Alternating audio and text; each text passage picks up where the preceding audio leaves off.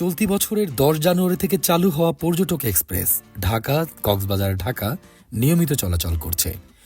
ভোর ৬টা ১৫ মিনিটে কমলাপুর রেল স্টেশন থেকে যাত্রা শুরু করা ট্রেনটি ঢাকা বিমানবন্দর ও চট্টগ্রাম রেলওয়ে স্টেশনে বিরতি দিয়ে বিকেল ৩টায় গন্তব্যস্থল কক্সবাজার পৌঁছায়।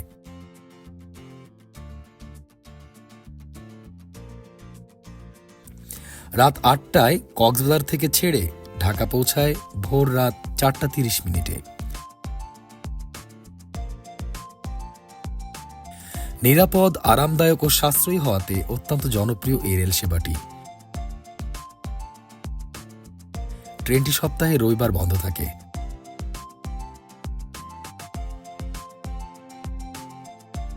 তো আপনি কবে ভ্রমণ করছেন ট্রেনটিতে? কমেন্ট করে জানান।